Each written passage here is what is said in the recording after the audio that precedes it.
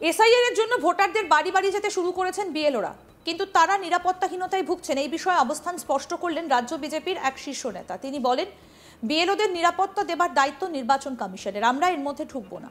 তবে 7ই ফেব্রুয়ারি যদি চূড়ান্ত ভোটার তালিকা প্রকাশিত না হয় তাহলে ভোট হবে না, আর ভোট না হলে 4 মে রাজ্য সরকারের শেষ দিন।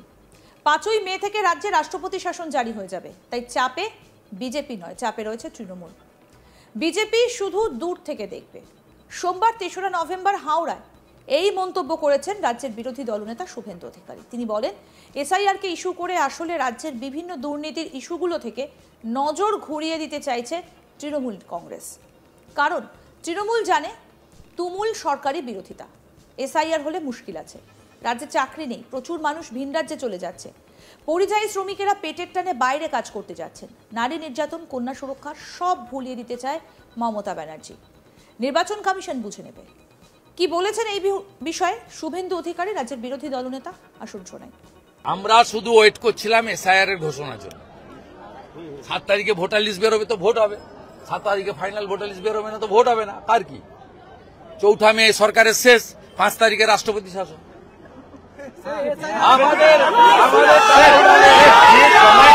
আমাদের কোনো তাড়াহুড়া নেই। তাড়াহুড়াটা হচ্ছে তৃণমূলের, তাড়াহুড়া পিসি ভাইপোর। আমাদের কোনো তাড়াহুড়া নেই। অতএব বিএলও আক্রান্ত হলে ইলেকশন কমিশন বুঝবে। এই লড়াই ইলেকশন কমিশনের সঙ্গে পিসি ভাইপোর। আমরা বিজেপি দূর থেকে দর্শক, আমরা এর মধ্যে ঢুকবো। আর আপনারা এসআইআর করে পশ্চিমবাংলার দুর্নীতি, তোষণ, এইসব ইস্যুকে ডাইভার্ট করে দিচ্ছেন। চাকরি চুরি তৃণমূল ইচ্ছা করে এটাকে করছে। 12টা রাজ্যে এবং কেন্দ্রশাসিত অঞ্চলে হচ্ছে, অবিজেপির শাসিত রাজ্যেও তামিলনাড়ুতে হচ্ছে। কোথাও মিছিল নেই, মিটিং নেই, বক্তৃতা নেই। শুধু এখানে কেন হচ্ছে তার কারণ মমতা ব্যানার্জি এবং তার লোকরা জানে হিউজ অ্যান্টি ইনকামবেন্সি, প্রতিষ্ঠান বিরোধিতা, মানুষ বীতশ্রদ্ধ সরকারের উপরে। রাস্তা ভাঙা, হসপিটাল নেই, কৃষকদের ন্যায্য মূল্যের দাম নেই, শিল্প নেই, কাজ নেই।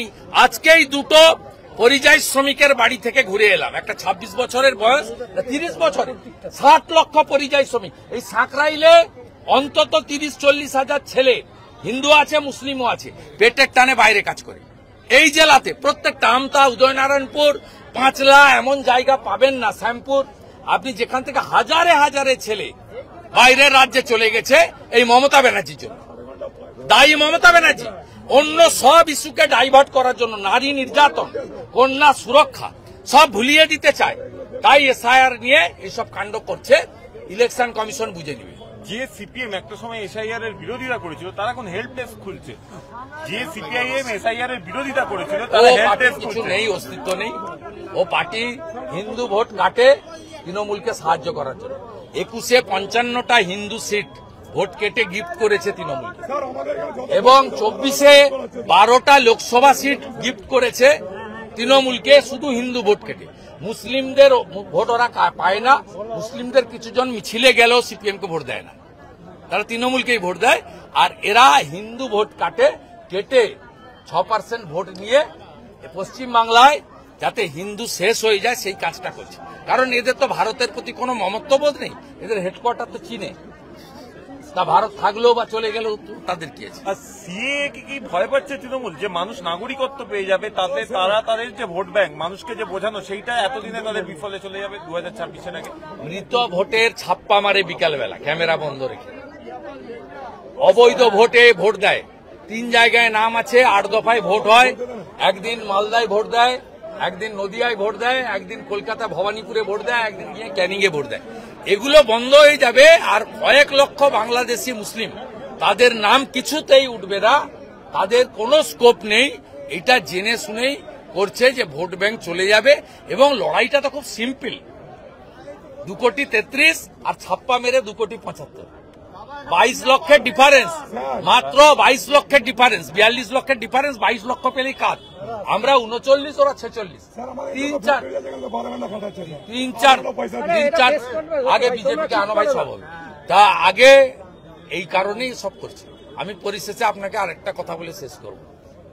ভাইপোকে আমি পরামর্শ দিচ্ছি, কোন ভাইপো আমি বলছি না, আপনার নিজের বাড়িতে যে আগুনটা লেগেছে একটু নেবার, আপনার বাড়িতে ভীষণ অস্থির অবস্থা, আই নো এভরিথিং, বাধ্য হব একদিন মুখ খুলে দিতে।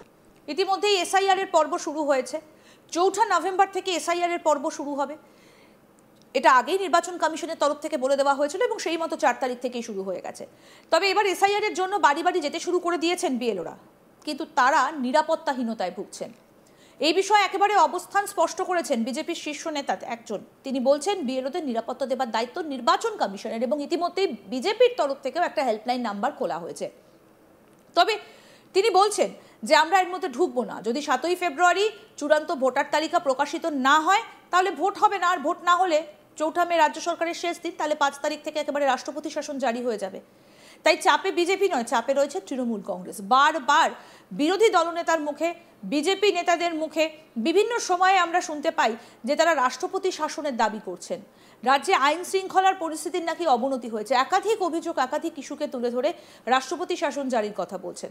তাই চাপে বিজেপি নয়, রয়েছে তৃণমূল। বিজেপি শুধু দূর থেকে দেখবে। সোমবার 3রা নভেম্বর হাওড়ায় এই মন্তব্য করেছেন রাজ্যের বিরোধী দলনেতা শুভেন্দু অধিকারী। তিনি বলেন, এসআইআরকে ইস্যু করে আসলে রাজ্যের বিভিন্ন দুর্নীতির ইস্যুগুলো থেকে নজর ঘুরিয়ে দিতে চাইছে তৃণমূল। কারণ তৃণমূল জানে তুমুল সরকারি বিরোধিতা, এসআইআর হলে মুশকিল আছে। রাজ্যে চাকরি নেই, প্রচুর মানুষ ভিন রাজ্যে চলে যাচ্ছেন, পরিযায়ী শ্রমিকেরা পেটের টানে বাইরে কাজ করতে যাচ্ছেন, নারী নির্যাতন, কন্যা সুরক্ষা সব ভুলিয়ে দিতে চান নাকি মমতা বন্দ্যোপাধ্যায়। নির্বাচন কমিশন বুঝে নেবে। কি বলেছেন শুভেন্দু অধিকারী, আসুন শুনি। আমরা শুধু ওয়েট করছিলাম এসআইআর এর ঘোষণার জন্য। 7 তারিখে ভোটার লিস্ট বেরোবে তো ভোট হবে, 7 তারিখে ফাইনাল ভোটার লিস্ট বেরোবে না তো ভোট হবে না, কার কি? 4 মে সরকারের শেষ, 5 তারিখে রাষ্ট্রপতি শাসন।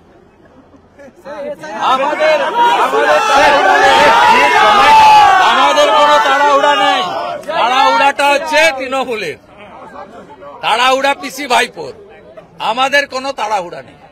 অতএব বিএলও আক্রান্ত হলে ইলেকশন কমিশন বুঝবে, এই লড়াই ইলেকশন কমিশনের সঙ্গে পিসি ভাইপোর।